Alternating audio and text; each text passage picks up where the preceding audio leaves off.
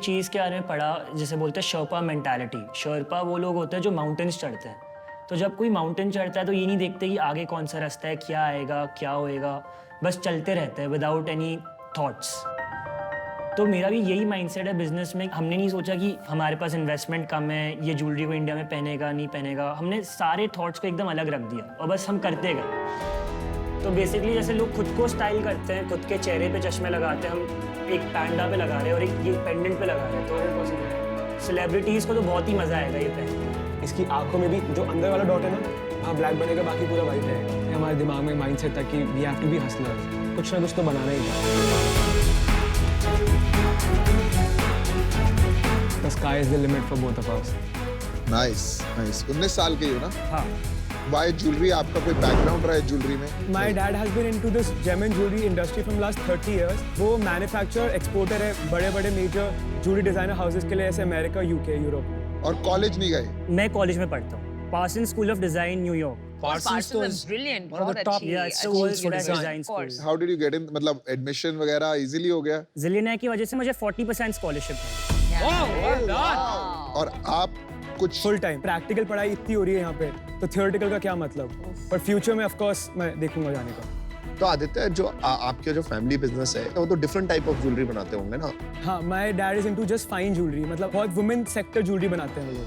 तो आज प्रोडक्शन वही करके देते हैं? यस, पूरा जीसी जेम्स कॉर्पोरेशन है जो मेरे डैड की फर्म है। कंपनी अलग-अलग है कि कंपनी एक ही है अभी? हाँ, जिलेनर तो अलग रजिस्टर्ड है हम दोनों के नाम से। अच्छा। और सैंपल होंगे तो हाँ। maybe you can share with us. show you. मुझे वो जिस पे सिंग लिखा है वो चाहिए। This is a shark for shark. And headphone pendant. Nice. For all of us. Headphones pendant also. And Oh, sharks also. beautiful, bro. Oh, nice. I love it. दिखा।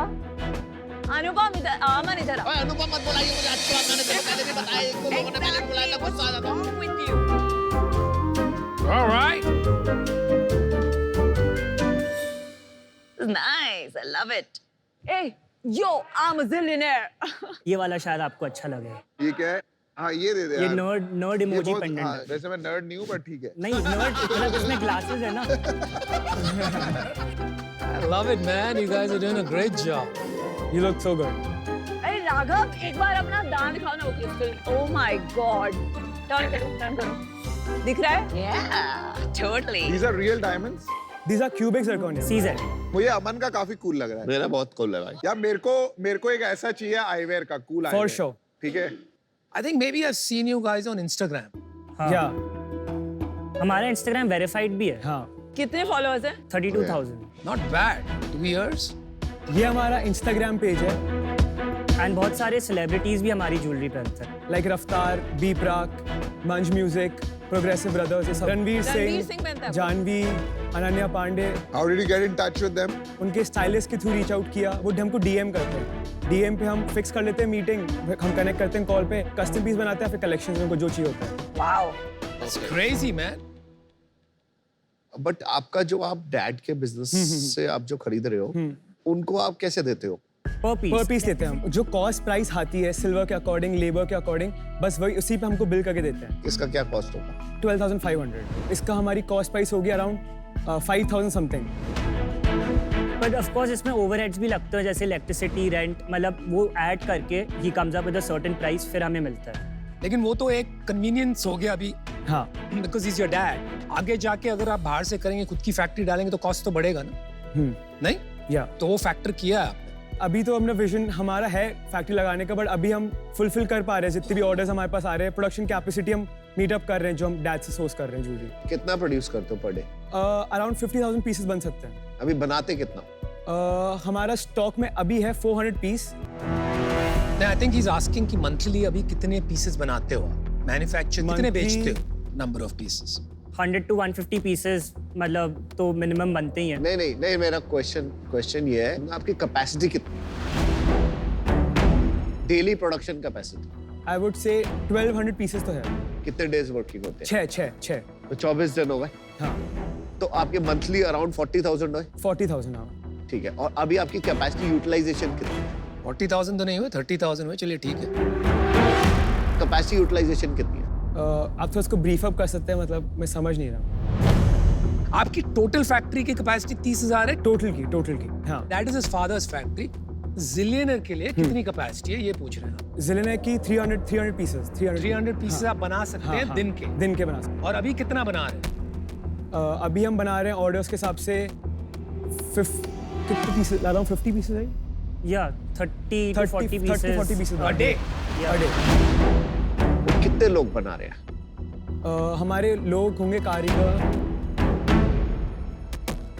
या थोड़ा बिजनेस में मुझे ऐसा लग रहा है कि वो पापा ही संभाल रहे हैं सब। नहीं वो कुछ नहीं संभाल रहे, पूरा हमारा ही है। हम डिजाइनिंग हमारी पूरी हम खुद स्केच करते हैं। ठीक है। डिजाइनर से वो कैड कैमर बनवाते हैं। हाँ। फाइनल प्रोडक्ट हम हमारे हाथ में लेते हैं और हम पूरा मार्केट और हम बेचते हैं। तो मुझे ईयरली रेवेन्यू बताइए और पिछले महीने क्या रेवेन्यू हुआ वो बताइए। इस फाइनेंशियल ईयर 7 महीने हो गए, हमने 1 करोड़ की सेल की है। वाओ। लास्ट मंथ हमने 13 lakhs की सेल की है।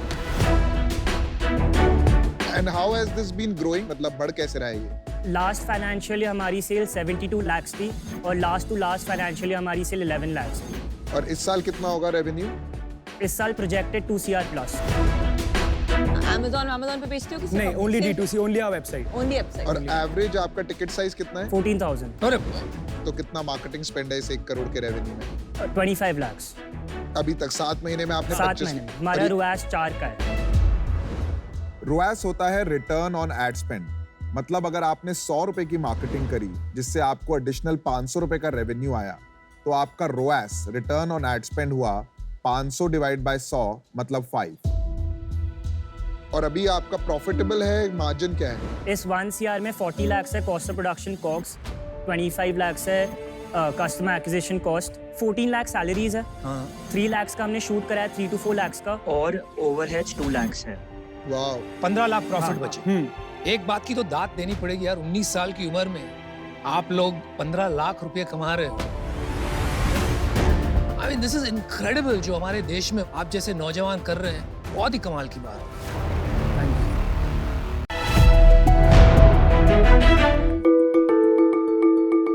कॉमन चीज़ है डेनिम। डेनिम एक ऐसी चीज़ है जो आप कभी भी कहीं पे भी पहन सकते हैं। Date night, college outfits, traditional wear में आजकल आप डेनिम्स पहन सकते हैं। लेकिन शार्क्स, अगर आप आज की इंडियन डेनिम मार्केट देखेंगे तो या इंटरनेशनल फास्ट फैशन ब्रांड से भरी हुई है जो या तो बहुत एक्सपेंसिव है, या हमारी इंडियन वुमेन की बॉडी टाइप के हिसाब से नहीं बनाई गई है, या हमारे वेदर के लिए सूटेबल नहीं है। और दूसरी तरफ शार्क्स, अगर आप देखेंगे इंडियन डेनिम ब्रांड्स, ये प्राइमरली मेल ऑडियंस को ही केटर करते हैं एंड वैसे भी ज़्यादा एस्पिरेशनल नहीं है हमारे इंडियन यूथ के लिए।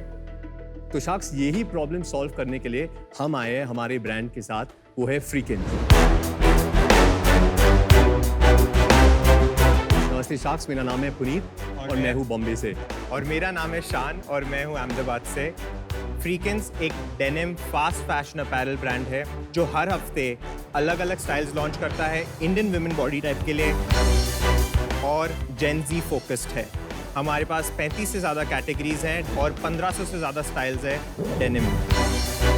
पिछले 3 साल में हम लोगों ने 2.5 लाख ऑर्डर्स प्रोसेस किए हैं इंडिया में।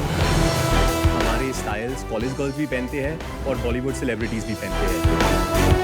हमारे स्टाइल शार्क्स आप आज freakins.com पे भी खरीद सकते हैं, as well as on market places such as Amazon, Myntra, Nykaa और Meesho।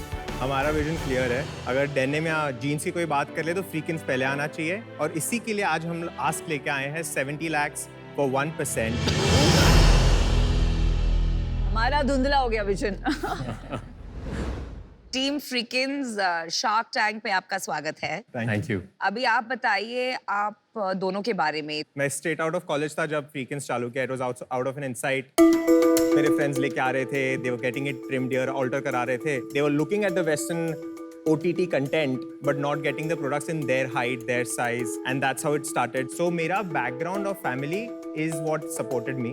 My background and family is from manufacturing of textile. But हम लोग बाहर वाली companies के लिए करते हैं, तो why not just for ourselves?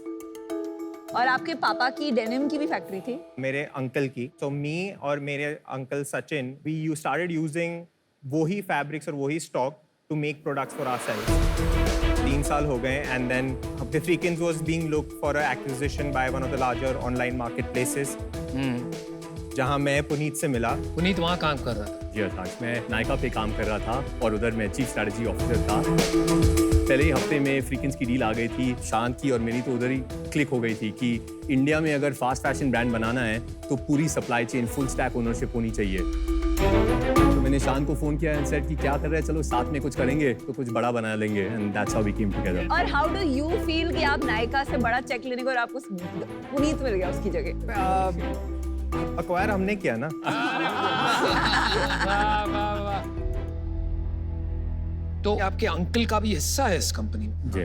तो इक्विटी कैसे डिवाइडेड है शान, पुनीत और आपके अंकल में? माइनस 54%। Yours is जी हाँ। 54%। भाई कमाल का खेल खेला you.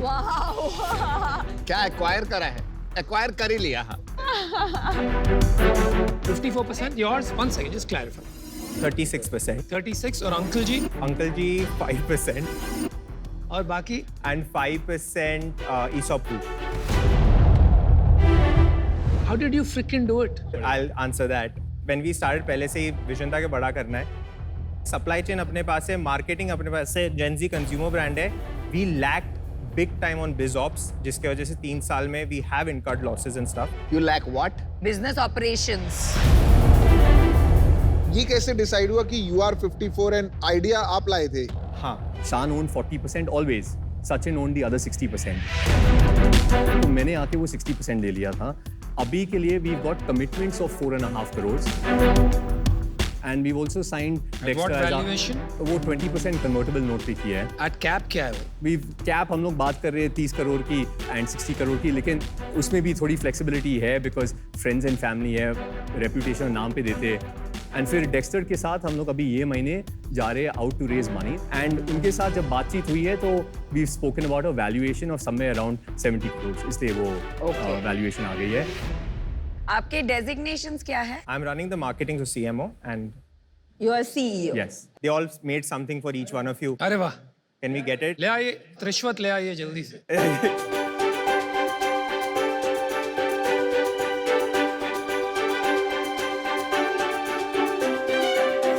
Thank you so much.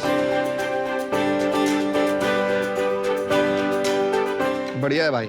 मेरे में तो यार ये बनी हुई है। ओह, लेंस कार्ड का चश्मा। Not bad. अच्छा चलो सेल्स पे आ जाइए। मैं नेट सेल्स की बात कर रहा हूँ। 2019 टू 2020 हमने 90 लाख नेट किया था।